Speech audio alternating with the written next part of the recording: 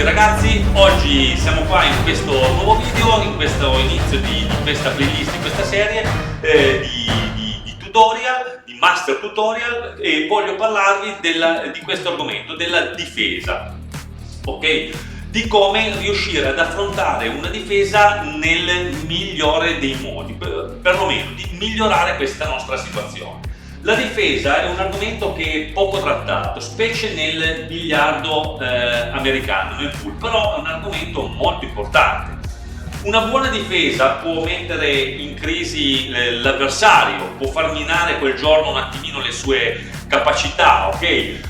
Addirittura a volte penso che anche un avversario meno forte con delle buone difese possa dire la sua contro un avversario più forte, ok? Ho notato questo in parecchie partite che ho guardato. Allora, innanzitutto bisogna capire quando usare la difesa, ok? In che momento della partita usare questa arma che abbiamo a disposizione. Prima di effettuare una difesa bisogna anche prendersi il giusto tempo per pensare. Il giusto tempo vuol dire i 20 secondi, 15, 20, 30 secondi che abbiamo a disposizione. Vuol dire un attimino rallentare il ritmo. Rallentare il ritmo è molto importante per fare una buona difesa. Prendersi del tempo per pensare, ok? Stando logicamente nel limite di tempo, no? Bisogna valutare delle situazioni, quando non c'è alternativa valutare sempre attacco o difesa. Si sceglie, in questo caso parliamo della difesa, la difesa, si sceglie alcune soluzioni che sono lì sul tavolo che noi dobbiamo analizzare, ok? Una difesa si può usare anche quando c'è delle condizioni difficili del tavolo. Cioè, cosa vuol dire? Quando c'è una giornata con parecchia umidità in sala, che le palle fanno fatica a scorrere, quando c'è le sponde che non rispondono bene, allora si può giocare più con delle difese, perché con una difesa il gioco si rompe più il gioco all'avversario, si mina le sicurezze che può avere l'avversario. Lui ha delle capacità, noi con delle buone difese ci si può provare a minare queste sicurezze. Si usa molto la difesa quando si è di fronte a un avversario che in teoria è più forte sulla carta. Allora, essendo più forte sulla carta, cosa si può fare? Si può ricorrere a delle difese, ok? Però queste difese diventano poi un'arma di attacco, ok? Per conquistare la buona posizione e minare la sua fiducia in se stesso.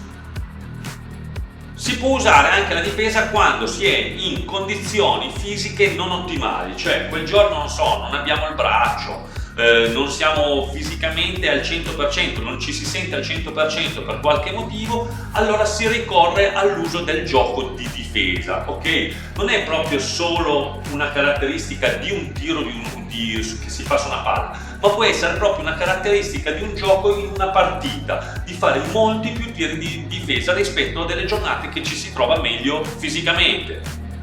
Innanzitutto ci sono, secondo me, due tipi di difese. C'è la difesa parificata, che si punta a parificare le biglie, e dopo vi faccio vedere cos'è, e la difesa a biglia nascosta. Un esempio di difesa a biglia parificata è questo qua, come potete vedere. Una biglia vicino a questa sponda, l'altra dall'altra parte del campo. Ovviamente per l'avversario questo diventa un tiro impossibile, dovrà rispondere anche lui probabilmente con un'altra difesa parificata. Una difesa con biglia nascosta può essere questa qua.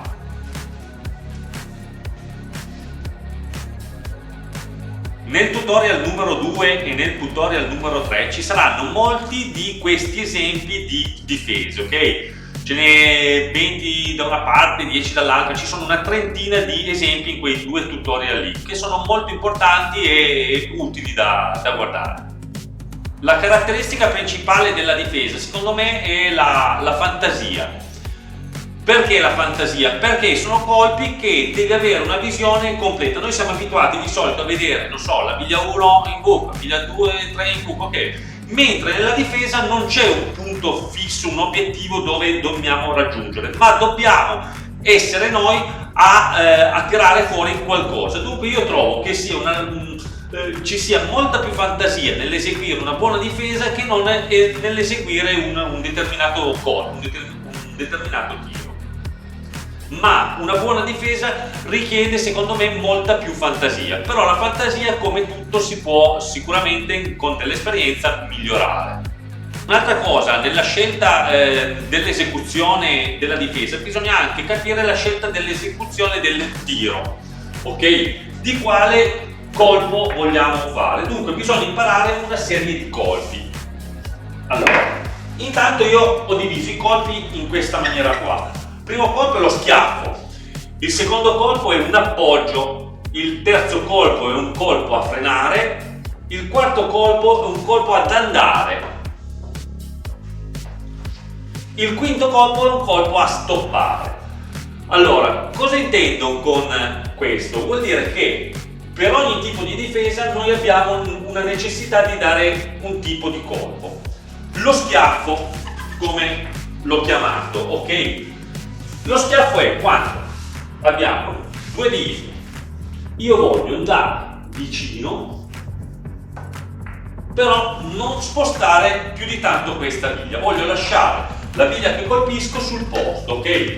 Adesso da questa posizione qua è già più facile, mentre se si fa sul lungo è già una situazione più difficile, ok? Guardate bene.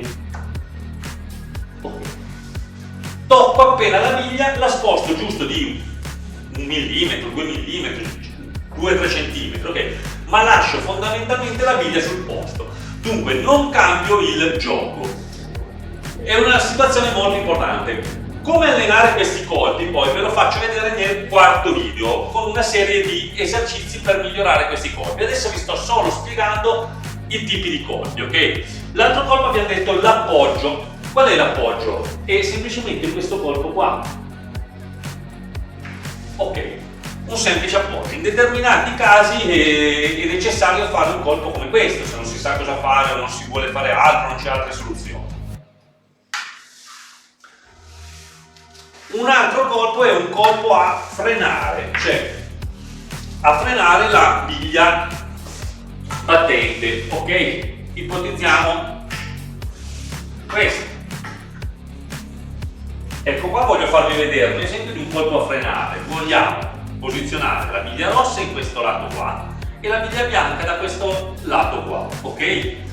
Si dà un colpo sotto con un effetto leggermente a sinistra, ok, perfetto, per poter parificare le due biglie. È un colpo da allenare, da prenderci una certa domestichezza, ok? Ecco qua, un'altra situazione è il colpo ad andare, ok? Posizionare la palla rossa da questa parte qua del tavolo e la mia palla battente dall'altra parte per lasciare un tiro molto scomodo all'avversario, ok?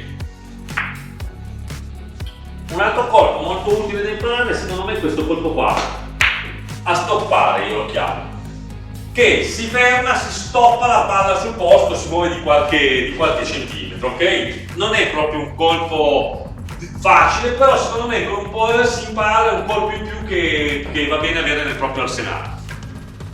Ok, anche un'altra cosa da tenere presente è che quando uno fa un tiro di difesa, un tiro magari importante, ha paura nell'eseguire il tiro, si è lì e si inizia a pensare mamma mia adesso se sbaglio qua e là. Tenete presente una cosa, anche il vostro avversario che vi sta guardando ha paura, perché voi avete paura di sbagliare, lui ha paura che voi fate un tiro giusto, un bellissimo tiro.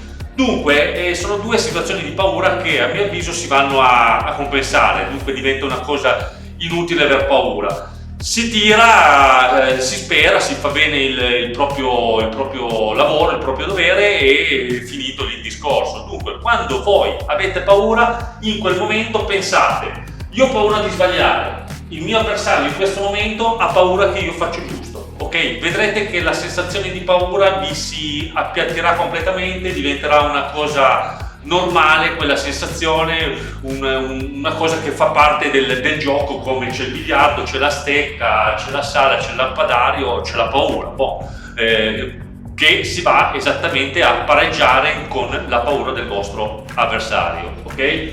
Dunque questo è un consiglio più di preparazione mentale, che però è sempre utile avere anche qualche dritta su quegli argomenti lì. Colpo in testa.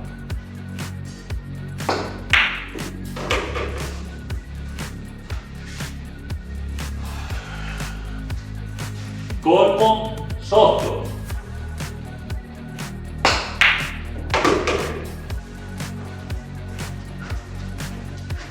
Molto rischioso il colpo sotto, come potete aver visto. In questo caso si usa il colpo in testa. Da questo riusciamo a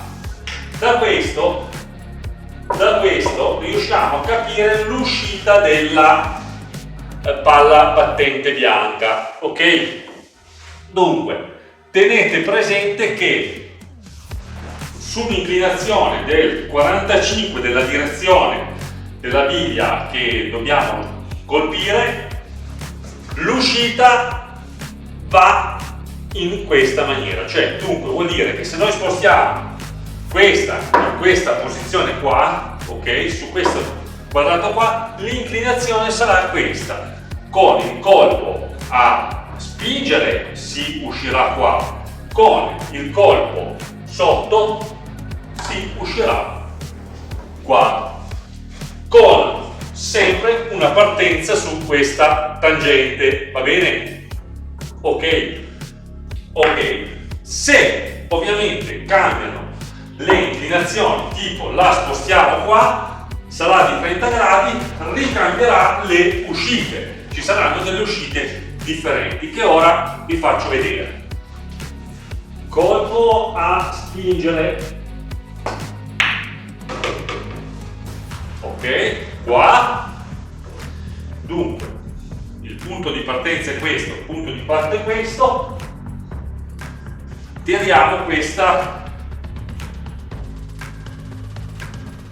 diagonale qua, va bene? Ok, faccio vedere.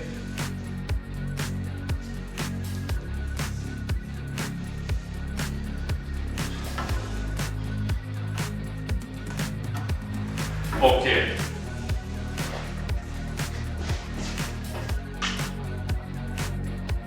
Ok. Colpo a spingere esattamente nel punto su questa retta.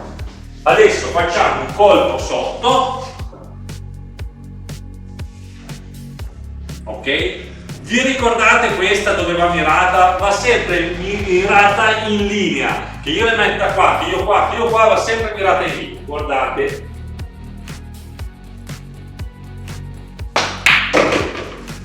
Ok, l'altra è questa. Dunque, con un colpo sotto,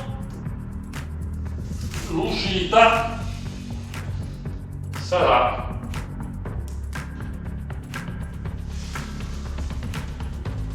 questa qua, ok? Dunque, cosa vuol dire?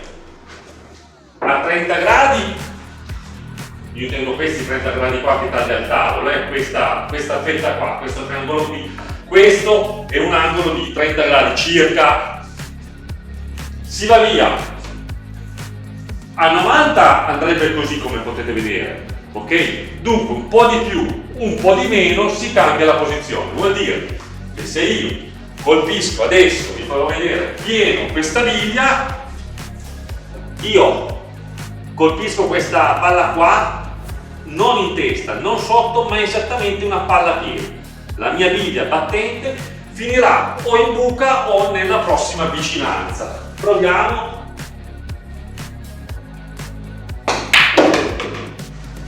Come potete aver visto, ha battuto proprio sull'angolino della sponda. Ok? Dunque bisogna memorizzare queste angolazioni qua di uscita. Nel 30 gradi, colpo in testa si va qua, colpo in pancia si va in buca, colpo sotto si finisce qua. Nel 45 gradi, colpo in testa, colpo sotto, colpo in pancia vuol dire che si finisce lì circa a metà. Sapendo queste due qua, del 30 e del 45, si conoscono abbastanza bene le traiettorie d'uscita, che sono molto importanti. Poi è logico, l'uscita può variare in base alla forza, in base anche a tanti altri fattori, però uno, allenandosi con queste geometrie qua in testa, diciamo che gli entra qualcosa, gli si applica qualcosa che conosce poi l'uscita per la battente, che è importante conoscere le uscite per la battente perché si riesce a eseguire, si riesce a usare queste nozioni nei tiri, nei colpi di difesa. Ok? Per fare delle buone difese sappiate che bisogna conoscere le uscite della bianca, oltre a conoscere anche la forza. Ragazzi, per oggi è tutto, adesso ci sarà poi il video tutorial 2 e 3 che ci saranno alcuni esempi e poi ci sarà il tutorial 4 che vi farò vedere degli esercizi come fare per migliorare questi aspetti di gioco, ok? Nel tutorial 4. Ragazzi, grazie mille di aver guardato il video fino qua, grazie mille. Se avete delle domande, delle curiosità, fate pure, mi scrivete, mi chiedete, io se sono ben contento di rispondervi. Vi ringrazio tanto ancora, ciao ciao, al prossimo video. Ciao raga, ciao ciao!